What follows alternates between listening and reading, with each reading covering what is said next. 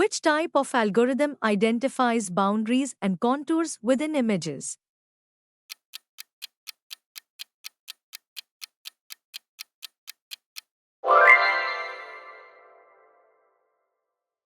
Which sensor type is commonly used for creating detailed 3D maps of the environment?